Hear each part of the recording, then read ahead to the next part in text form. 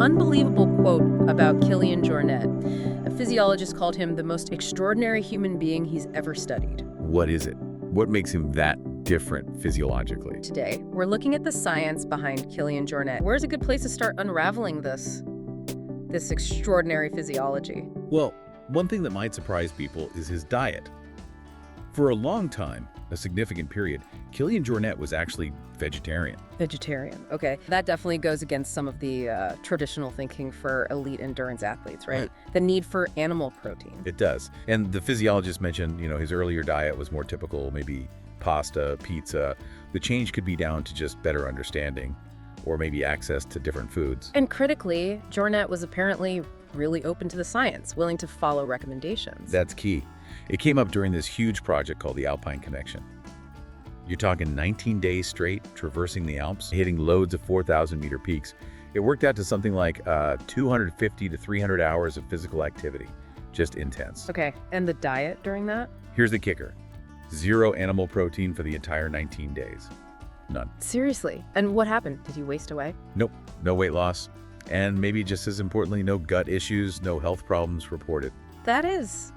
That's genuinely startling. It really makes you rethink things, doesn't it? It suggests pretty strongly that a well-managed plant-based diet can support even that kind of extreme output, which kind of naturally leads us to his gut, his microbiota.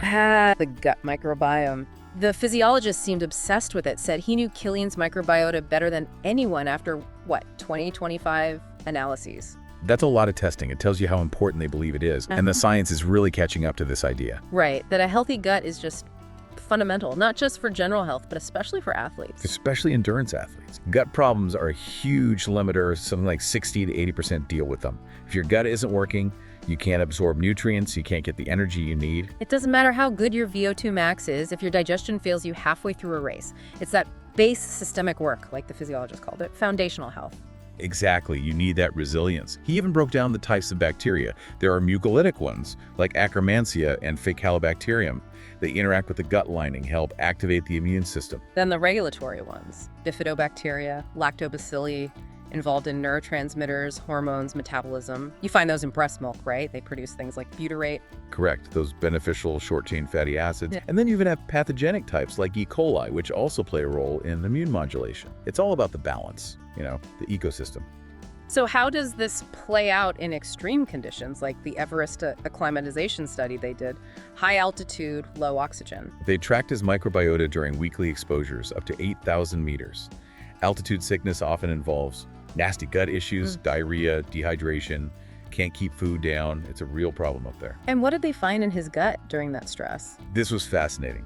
In the 3rd week, just before a summit push, when he also had some kind of virus and diarrhea, one specific pathogenic bacteria species spiked by 2,800%. Huge increase. Now, the question is, did the extreme environment cause that overgrowth, or was there maybe a slight imbalance already that made him more susceptible under stress? But either way, it just hammers home how central the microbiota is to getting sick, to adapting to your whole metabolism. Absolutely. And speaking of metabolism, let's talk lactate.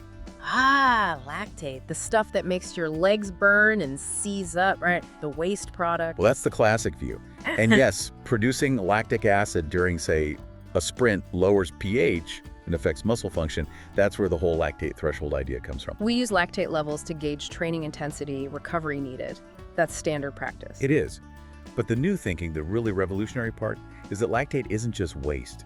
It's actually a signaling molecule, and it's fuel. Fuel? For what? For other cells.